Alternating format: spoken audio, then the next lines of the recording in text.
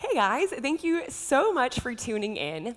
For those of you who I have not had the pleasure to meet, my name is Carissa Brim and I am a partner here at Vintage Church. And I'm super excited because today I'm kicking off a 3-part series called Say What? And it's all about navigating difficult conversations. Now, before we get going, I do want to encourage you to take a second and download the notes. So there's a link in the description of this video. Download the notes and it'll really help you to follow along because I'm going to cover a lot of information. So let's set the scene. Why are we talking about communication? Why does it matter?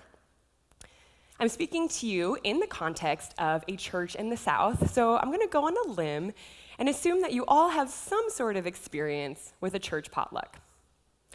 So picture this. You have this fantastic family recipe. It's your grandma's baked beans, and you have been hyping them up for months. So everyone's really excited to try them.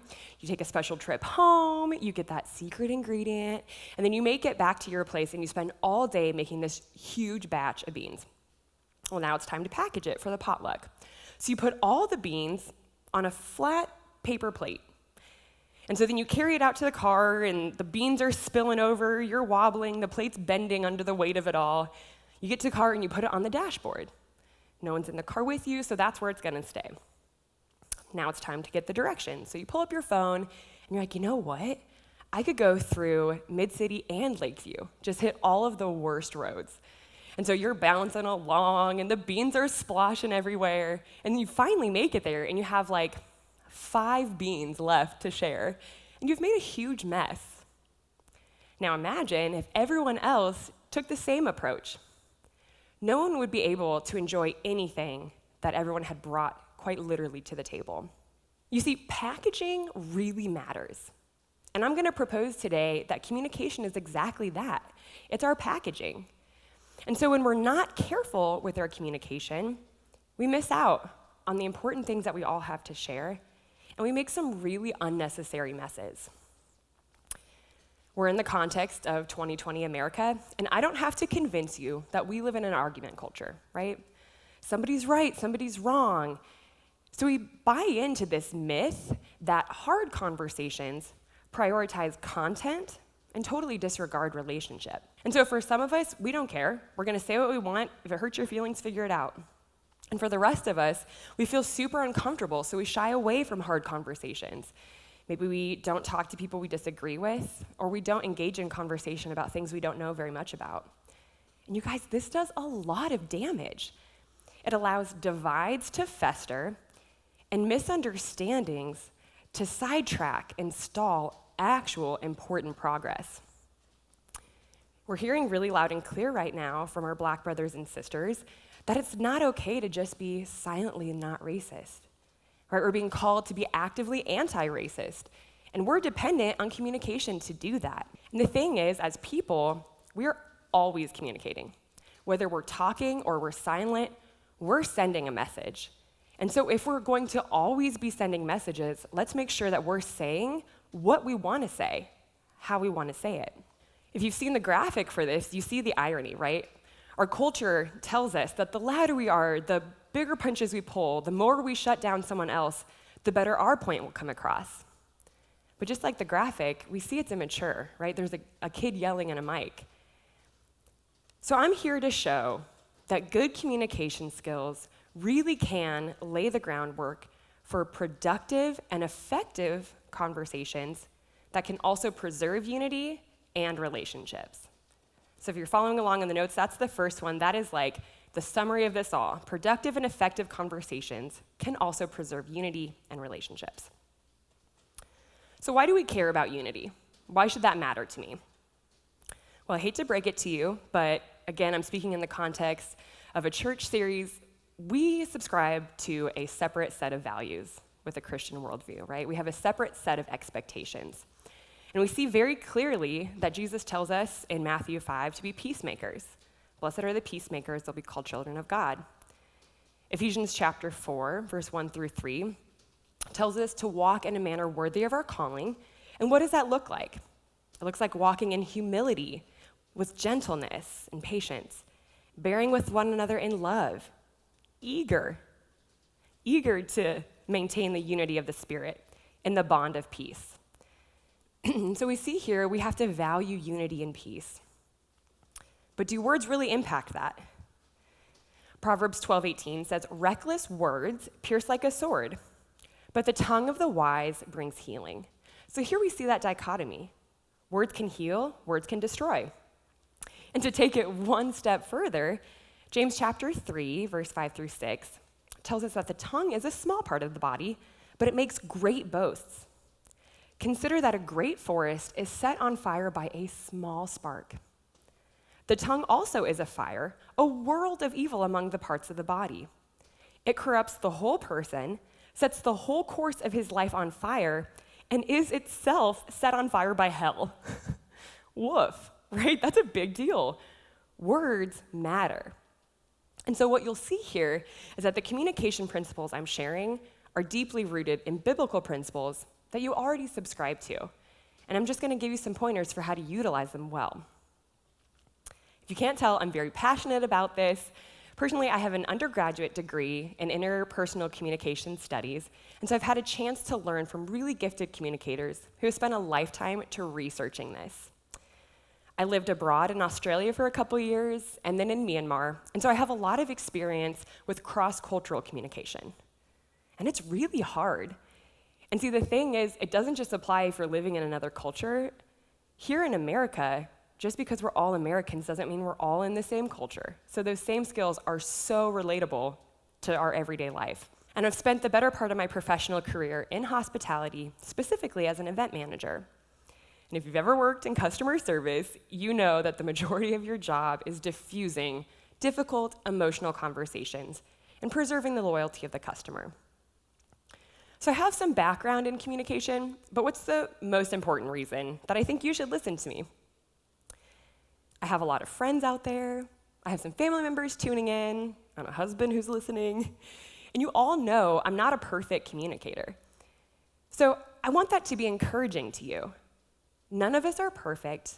None of us are going to be excellent communicators at the end of this. But what I can tell you is that I have seen firsthand the power that poor communication can have in destroying relationships. And on the other side, I've seen how just an ounce of intentionality really can bring healing and reconciliation. So as we go about this series, recognize that these words and thoughts are not my own. You're going to hear me quote Dr. Julia Wood and Dr. Tim Muehlhoff quite a bit. They're my greatest teachers. And honestly, this is a huge flyover. So I'm going to give you a lot to think about, but I would encourage you to look at those resources on the notes and dive deeper if something really catches your attention. For some of you, this might be familiar concepts, so just pick one or two things to revisit. And if all of this feels new, don't get overwhelmed. We have a lifetime to figure this out. So pick a few things and really dive into those. The last thing that I want to say before I get going is that I'm coming to you in the middle of a series on race. I am a white woman standing up here talking about communication. And so as much as I try to diversify my understanding of perspectives, I still have a limited perspective. But what this is not is me standing here telling you how to talk like me, a white woman. What you'll find through this series is that it's actually more about how to understand each other, and honestly, how to step outside of our own way of thinking and consider someone else. So this information is important to you no matter who you are and no matter who you talk to. It's important in being corrected in ways that you need to be. It's important in offering correction. Maybe you need to talk through chores with your roommate or discuss finances with your spouse. These skills are applicable to all kinds of situations in everyday life. So how are we going to tackle this? Here's the brief outline. Today, we're doing Communication 101. So we're going to define communication and look at all that goes into it. And then we're really going to camp out in the idea of perspective taking. Next week, we'll look at communication climates. Can your relationship really withhold a hard conversation? How do we listen well when emotions are high? And finally, the third week, we'll put everything together and we'll look at how to prepare and organize for a hard conversation. And so I want to encourage you that each session gets better. So stick along because it all adds up, and that third series is going to be so helpful for you. So here we go. Let's start by defining communication. Why are we defining? What's the point of that? I'm not giving you vocabulary so you can go pass a pop quiz, but instead, I want to give you some terms and some words so that when you're talking with people, you can start to identify the phenomenon of what's happening. So often we get going in a conversation and we're like, I don't know where this went wrong, but it is tanking. So I hope that these terms help you to be able to identify it and make changes little by little. So this definition, I will give you a heads up, it's pretty lengthy, pretty girthy, if you will, so don't get overwhelmed. I'm going to go through after I read it and point out the 4 things that are most important to understand. So Dr. Julia Wood says that interpersonal communication is selective. It's systemic, unique, processual transactions that allow people to reflect and to build personal knowledge of one another and then create shared meanings. So the first thing I want you to see is that communication is systemic. It's all part of a bigger system. So no conversation takes place in just a vacuum. Instead, conversations happen in the middle of contexts. And these contexts affect what people talk about, how they talk about them, and then ultimately what meaning comes from that. So some examples of these contexts are the relationships, the cultural norms you have, maybe your own personal histories. And what we'll start to see is that these all build onto each other. And so communication varies over time. There might be something that 10 years ago you could talk about, no problem, easy. But because you've had a lot of really hard conversations on this subject, now when it gets brought up, it's immediate emotion, right? Well, that's understandable because communication builds over time. The second thing is that communication is part of a process, right? It's a processual transaction. So when a friend sits down to lunch and they start confiding in you and trusting you with really important information, did that conversation start the minute they sat down? No. It actually began as part of a bigger context years ago when you first held the door for them at church, right? All of the things that you do build up to the ability for them to confide in you. So communication takes into account the past, it considers the present, and it has an assumption that there's a future. And so with that, we have an important responsibility to be ethical because our communication is irreversible.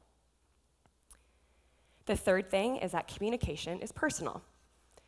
So some of you might have been hoping that this series I was going to give you a checklist. This is how you get your point across. This is what you say. Ready, now go do it.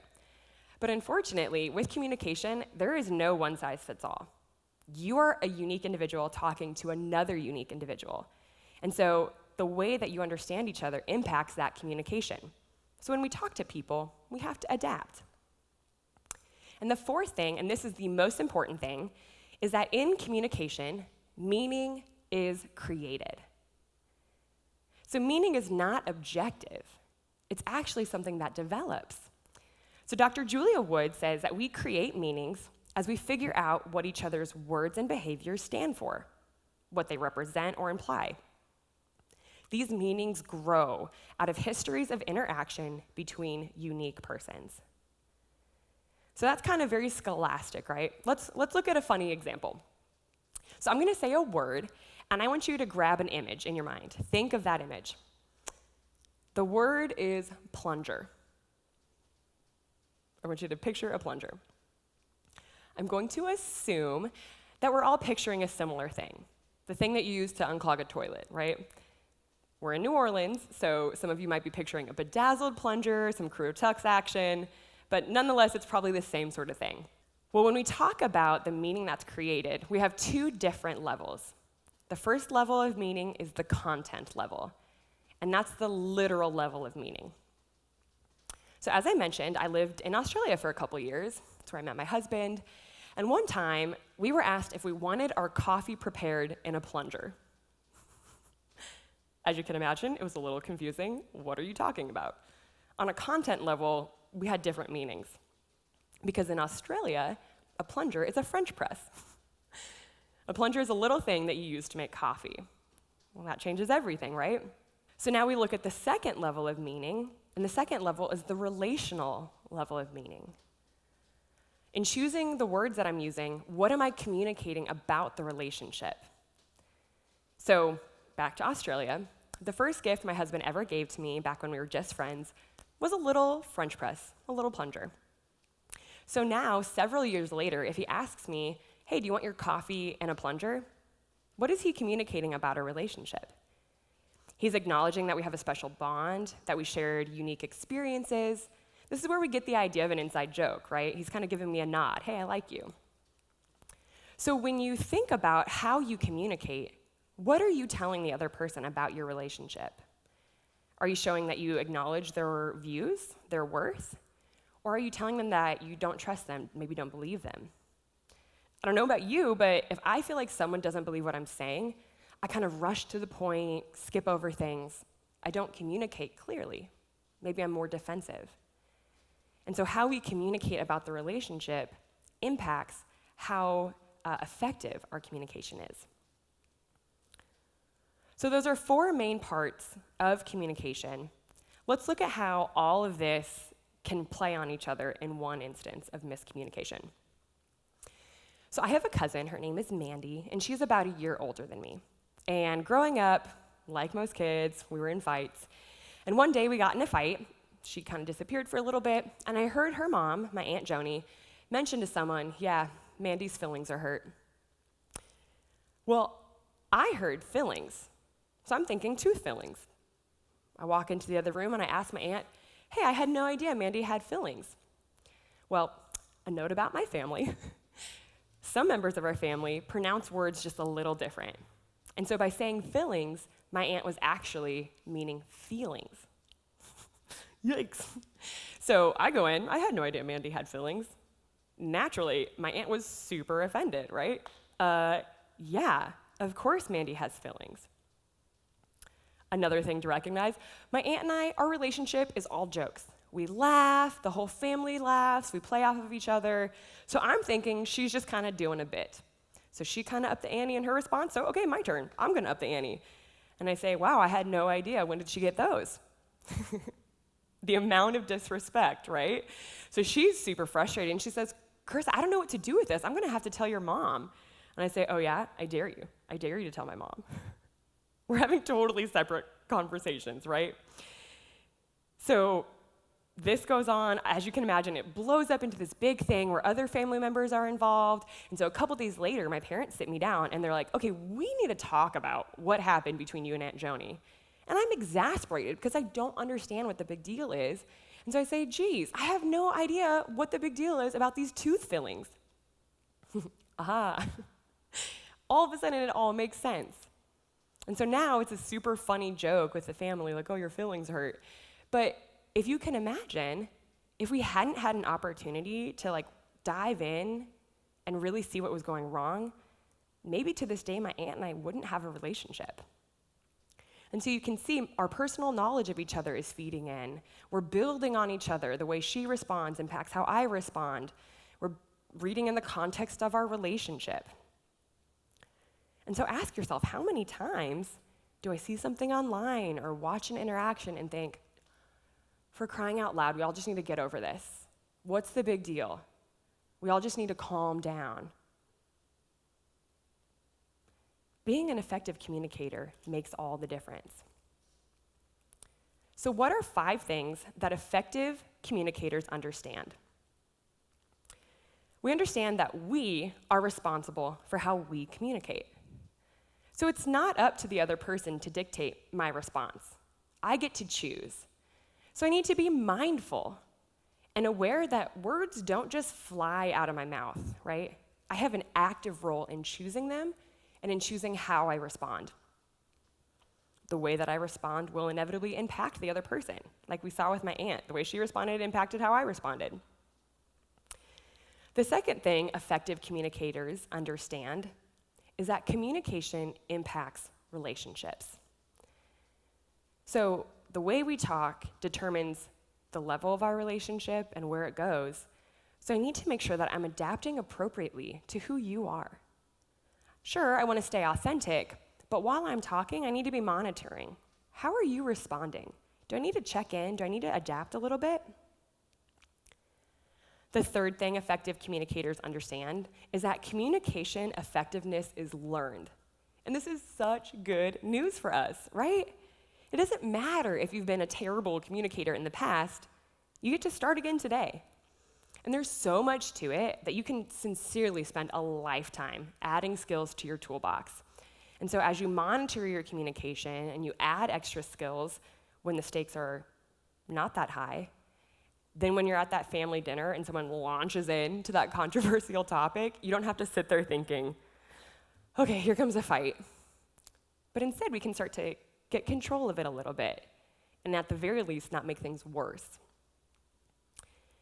The fourth thing that effective communicators understand is that ethical communication is crucial in effective communication. There's a direct tie between effective communication and ethical. It's so easy when someone comes at you and they are flinging insults and tearing down your ideas. It's so easy to just give in and start pulling punches, right? Defend yourself. But see, what happens when we do that is that we just build defenses up. And so it becomes less about understanding the other person and being understood, and more so about, oh, I'm going to prove that you're wrong, right? And so when we do that, it stops any productive conversation from taking place. And then the real tragedy is that that conversation doesn't exist on an island. So that communication impacts all future conversations. So you're really shooting yourself in the foot. So when you're doing that, you need to ask yourself, what's my real goal here? Do I really want to be understood? Is there really crucial change that I think needs to happen? Because if that's the case, then I'm going to have to change my approach, make it more ethical. Dr. Tim Muehlhoff says, in order to effectively negotiate a difficult conversation, we must appreciate the ability of words to deeply confirm or disconfirm another person. So what he's saying here is, yeah, words are powerful, they communicate ideas, but even more so, they speak to our identity, right? And so when you're talking with someone, you have the option. You can be an upper. An upper is somebody who is positive, calls out the strengths in the other person, maybe notes on their progress, allows them to be human, to make mistakes. You can be a downer, and a downer is someone who points out the flaws in what you're saying, all the problems with your thoughts. And then, lastly, we have vultures. And vultures are really the bullies, right? They're downers on steroids. Sure, they attack your flaws, point out all the problems with what you're saying, but then they make that about your self-concept. Now, some of you are thinking, phew, glad I'm not a vulture. Or maybe you're like, yeah, I know someone like that. But I want you to consider, are there certain topics where you just go full vulture? Or maybe, is there that one person that when they say that one thing, you're ready to go for blood? Because you can be an upper, a downer, and a vulture all in the same conversation. So let's start to be more mindful and aware of how we communicate, because that ultimately impacts how the other person responds. And so lastly, the fifth thing that ethical and effective communicators understand is that the most important thing you can do is engage in dual perspectives. Dual perspectives. We're going to hang out here for a while because this is so important. Julia Wood says we need to be aware of the tendency to see things from our own perspective and then resist that inclination. So sure, we all have a perspective. We can't help that. But the thing is, if we just live on our perspective, we're never going to be effective communicators. We need to step outside of ourselves. It's worth noting that just because you consider another perspective doesn't mean you have to agree with everything, but instead you're just simply reserving your judgment of the other person, truly attempting to understand where they're coming from. This is where we get the idea of empathy. We have a lot of counselors out there. I'm sure you're very familiar with this concept.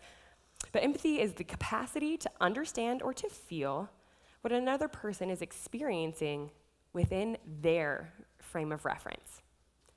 So how often do you see someone react to something and you're like, I don't understand. That doesn't make any sense to me. Well, sure. They're in a different frame of reference than you are. And it's important to realize that just because their frame of reference is different than yours, It doesn't mean it's not valid, and it doesn't mean that yours is right and theirs is wrong. And so we need to resist that temptation to buy into argument culture. And instead, we need to start considering that both parties have elements to contribute to the conversation, to the subject. William Ury says, it is true that a better understanding of their thinking may lead you to revise your own views about the merits of a situation. But that is not a cost of understanding their point. It's a benefit. So what we see here is that by investing your energy into understanding another perspective, you're actually investing in yourself. You're investing in your ability to identify blind spots or maybe misunderstandings and to get a well-rounded view of the subject. So this is important. Let's look at all that goes into perspectives. You have one, I have one. How do these get developed? This is important in considering how I view the world, but also when you interact with people, start to consider what's informing their perspective. So identity. Identity is a huge one. Your race impacts your perspective, your gender, your sexual orientation, your socioeconomic status. A few things that aren't as obvious. There's some physiological things. Do you have a medical condition? Are you on some prescription drugs? Or maybe, are you on some recreational drugs? How old are you? What significant life events have you lived through? What culture are you a part of? And even more importantly, what subcultures are you a part of? What are your roles? Are you a mom? Are you an educator? Are you in finance? And lastly, what is your sense of self? So if I think that I'm an intelligent, well-educated individual, that's going to have a big impact on how I view the world.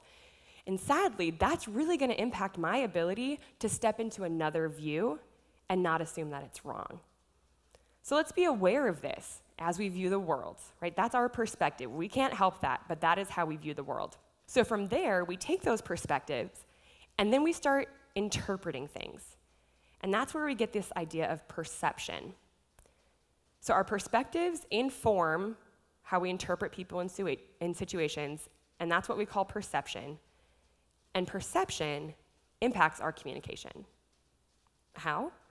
Well, the way that you perceive somebody and what they do and what they say is going to impact your understanding of them, and then your understanding impacts how then you contribute to the conversation. So sometimes you might think someone said something really offensive. And I don't know about you, but I will respond a little snarky. And then chances are that then the other person will respond snarky, and then here we go, we're in a heated conversation. Over what? Maybe there wasn't actually an offense that was intended. So we're going to look at another definition, and similarly, we'll read it, it'll be overwhelming, and then I'll divide it into three main parts. So Dr. Julia Wood describes perception as the active process of crafting meaning by selecting, organizing, and then interpreting people, objects, etc. So the first thing that we do is that we select. We select things to notice. So kind of crazy, but you don't notice everything that's happening around you.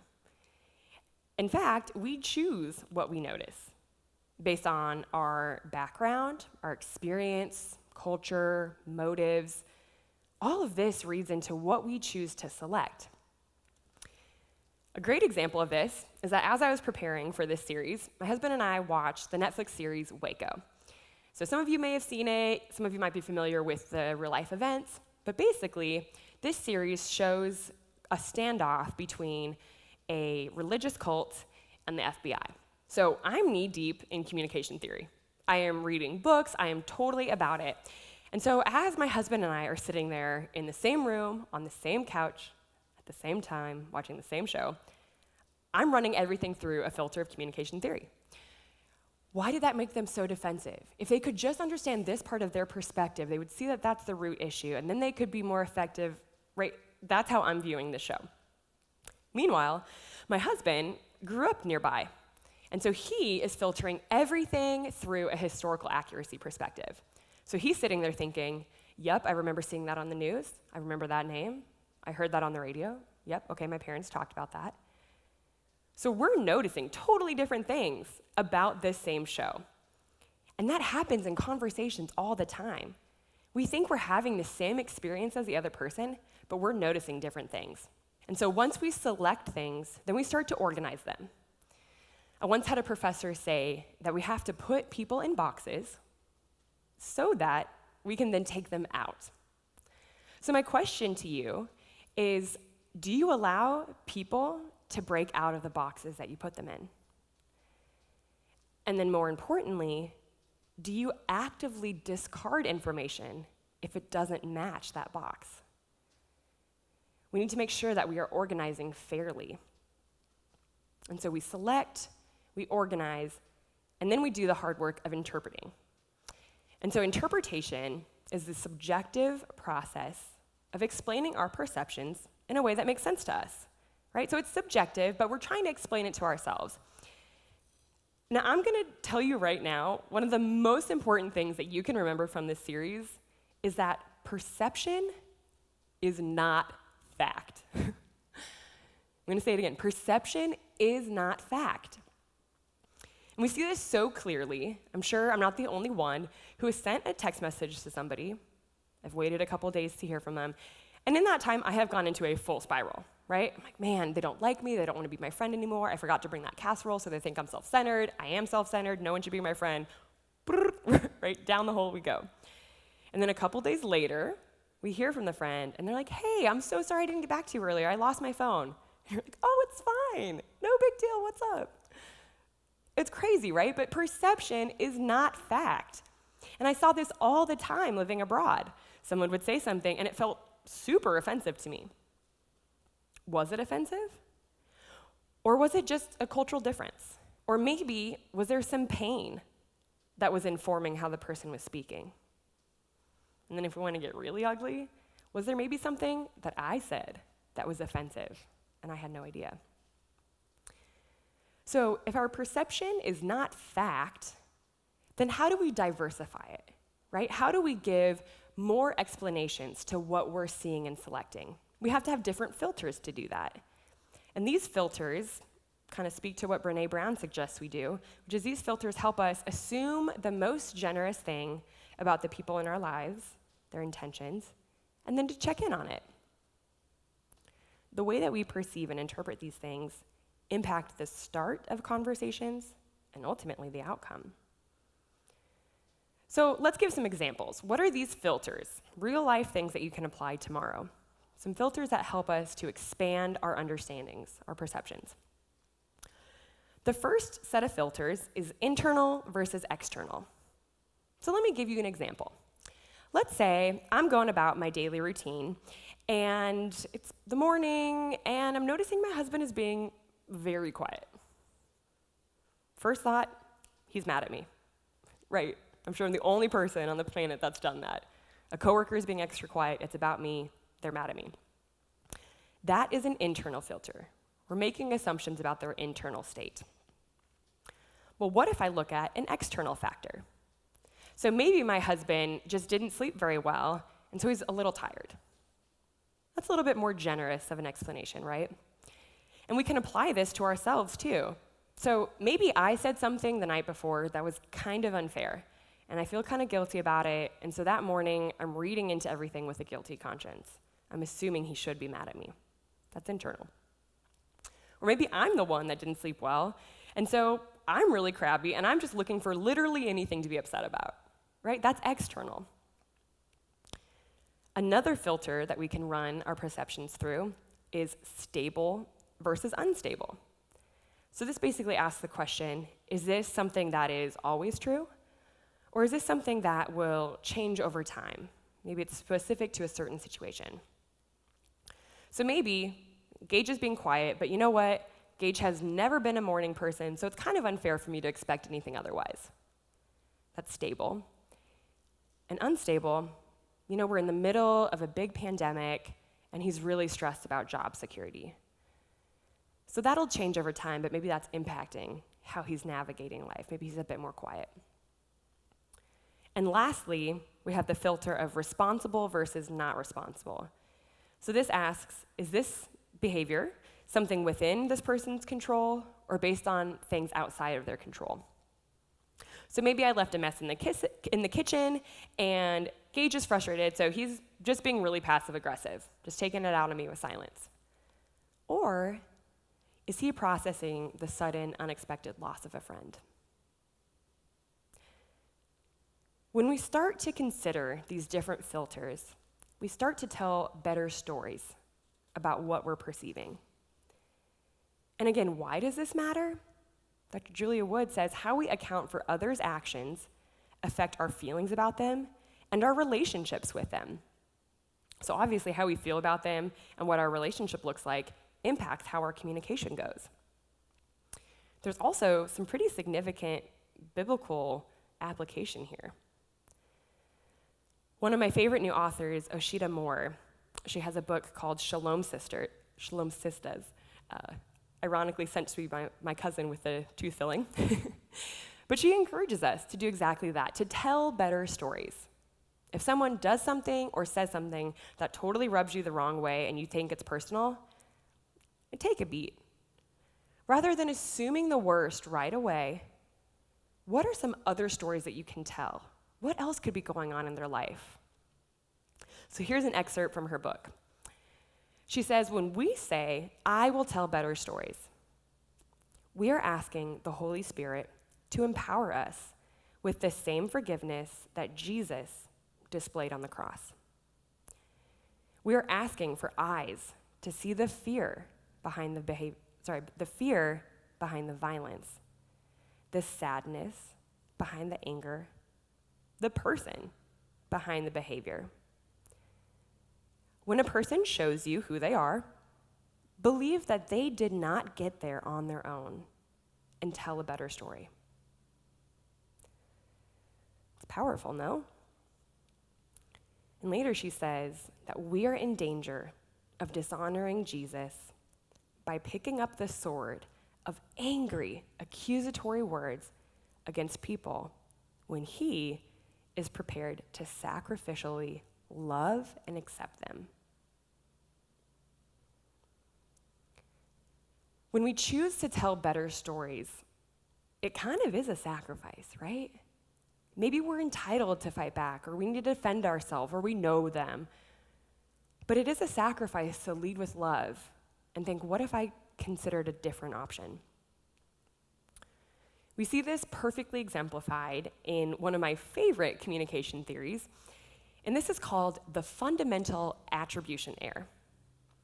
So the fundamental attribution error says that we overestimate the internal factors and underestimate the external factors in others. Okay, so what does this look like? Let's say I'm supposed to meet somebody for lunch and they're late. Because I'm a human, I am more prone to assume that they're late because of internal factors. You don't respect me, you don't care about me, you don't care about my time, you're lazy. And I tend to ignore the external factors. You know, you have a young kid that you're trying to get in the car, you have a new job, so your schedule's kind of out of whack, there was a wreck on I-10. These are all things that are external. And now this gets very interesting because we do the exact opposite for ourselves. So we underestimate the internal and we overestimate the external. So you better believe if I'm the one who's late, what's the story I'm saying? Someone hid my keys, I couldn't find my shoes, the weather was bad, there was traffic, all kinds of external explanations.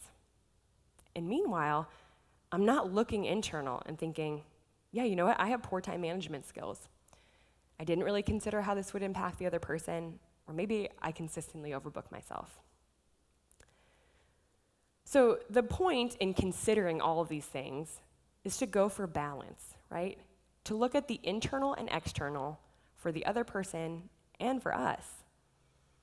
Oshita Moore says, the point isn't to get the details right. It doesn't matter, like we don't need to get to the bottom, like, did you really lose your keys or did you just not watch the clock? That's not the point. The point is that you have a change of heart because how we feel about others impacts how we understand them and how we communicate with them. So we see that perception is very important to communication. And so we need to form our perceptions carefully and then we need to check for accuracy. So how do we do that? Here are 5 guidelines for carefully forming perceptions. The first thing is that we recognize that all perceptions are partial and subjective, including yours, all of them. All perceptions are partial and subjective. The second thing, if we want to form careful perceptions, is that we avoid mind reading. It is so dangerous to assume that we know the intention of the other person or their motive. So, with the assumption that we don't know that, we need to ask. Okay, cool, we ask about it, but how am I supposed to do that without blowing up into a big fight? I'm very glad you asked. I'm going to give you a formula, but first, I need to talk about tone. Because I can give you this formula, but if you dive into this conversation with a haughty attitude, there will absolutely be fireworks, and then you'll be really upset with me because I will have led you astray. So you need to go into this conversation sincerely wanting to understand, with an air of humility and grace. And this is not a text message conversation, okay? You don't use this formula in a text message because texts don't include tone and emotion. This is a face-to-face conversation. So here's the formula. If you want to check your perception, the first thing that you do is you state what you've noticed. From there, you check if the other person perceives the same thing. Thirdly, if necessary, you ask them to explain their behavior. And then fourth, once they've done so, summarize what you've heard and ask if you're understanding correctly. So let's look at an example. Maybe I have noticed someone's being extra quiet. So I approach them with that thing that I've noticed, right? I say, hey, I've noticed you've been a bit more quiet recently. Do you feel the same way? Maybe the person's like, oh, no, I had no idea. Okay, cool, it wasn't intentional. Or if it was, they don't feel comfortable talking to me about it. But if the person says, yeah, I've noticed that, okay, now you can ask them to explain their behavior. Yeah, so is there a reason that you've been more quiet in group recently? Now it's important that you've opened that door. So once somebody starts to come in and tell you why they're responding a certain way, it is so important that you don't start dismissing them. Well, that's not fair. That's not what really happened. Okay, well, they didn't say that. That's not helpful. So what do you say? Someone tells you their experience, you summarize what you've heard, and then ask if it's correct. Okay, so what I hear you saying is that you don't feel like your opinions are valued because they're different than the group's. Is that right? And that gives them a chance to hone in on some of the nuances. Maybe they say, well, kind of, it's more so just this one person. Or maybe they say, but it's not my opinions, it's everything. This really helps you to get down to the nitty-gritty, right? What's actually going on here? And so it prevents miscommunication, but then on top of that, it gives you a chance to communicate love, right? You're communicating to the other person that I care about understanding you and I care about listening to you explain where you're coming from. That's so important. So that's a really effective way to form a careful perception. The third is that we distinguish between fact and inference, and especially in the way that we speak, whether it's internal or literal speak. So if I say a statement like, Chris is mad at me, that's pretty declarative, right? There's not a lot of room for other interpretations. So instead, I need to start adding tentative language. It seems like Carissa is upset with me. Or maybe, Carissa may be upset with me. This gives our internal thought life, and maybe even others around us, a chance to consider a different alternative. Could something else be going on? The fourth thing is that we guard against the fundamental attribution error. So again, this is the idea that I overestimate the internal in you and disregard the external, and I disregard the internal for me and overestimate the external. And so said clearly in one sentence, I need to lead with external generosity and internal humility. And again, the goal here is balance, just to look at all the things that could be going on. Because I know some of us tend to take on all the blame and assume that no one ever has any responsibility. And that's not healthy either. So let's make sure that we're just considering all of the things so that we can check back in on it later. And then lastly, if we want to carefully form perceptions, we need to be curious and then stay curious about others. This basically means just get to know each other better, right? When I'm talking to you, do I have a cognitively complex view of you? Or do I think that you're just a boss? Or are you a boss that's also a new mom, that also struggles with anxiety? Do I consider things that I only know to be true about you now? Or do I consider backstory? Are there things from your past that are impacting today? In order to do that, we need to spend time interacting with people, right? So we need to learn about each other. Dr. Wood says, the more we interact with another and the greater the variety of experiences we have together, the more insight we gain into the other's motives, feelings, and behaviors. So learn about the other person so you can communicate well with them, but also ask yourself, am I consistently in a situation where I'm being offended, where people are communicating to me in a way that is inappropriate and I won't have it? If that's the case, maybe you need to let others get to know you a little better so that they can understand how to talk to you. And it's so important that as we learn about each other, we're not learning about each other just to judge them, right? That's so unhelpful. So as you learn about people, suspend your judgment, because we can't appreciate someone else's perspective or life experience when we impose our own evaluations of that experience. We need to suspend it for just a second. Austin Channing Brown says this so poetically in her book, I'm Still Here. She's talking about a painful experience, and she notes on one person who did an exceptional job of responding to her pain. And she says, this person acknowledged the depth of my pain without making excuse for it. So if someone takes a moment to trust you as a safe space and tell you what they're really feeling or things that have gone into the way that they're behaving, if the first thing you do is say, well, that's not true, or, okay, you're kind of over-exaggerating, you are no longer a safe space. So in that moment, you need to sit with that person and truly try to understand where they are coming from. So there we have it. That is Communication 101. We've taken a minute to look and define communication, and we see that there's a whole lot that goes into it. We see how it builds on each other and on all the different components, and that creates meaning. And we see that these meanings are subjective and that they influence our relationships with each other. And so if we want to understand these meanings, we really need to explore and engage in dual perspective taking. Some of you are probably thinking, oh man, my mind is racing right now. I'm thinking of so many situations, so many things, but what about this and what about that? Well, don't worry, we have more. So part 2 really is the nitty-gritty, lots of skills, and it takes into account communication climates. Can your difficult relationship even hold a hard conversation? What are some ways that you can navigate emotions in heated debates or topics? The last week, we'll put all of this together and we'll look at how to prepare and organize for a hard conversation. And of course, again, there is a Q&A, so feel free to email in your questions, anything that you want to know about. In that last session, I'll do my best to answer as many as possible. And so before I send you out, I do have a couple homework assignments. The first thing is that I want you to write down one thing that really caught your attention. Just one thing that you are going to think about this week, and maybe even look to practice it. The second homework item is to tell better stories.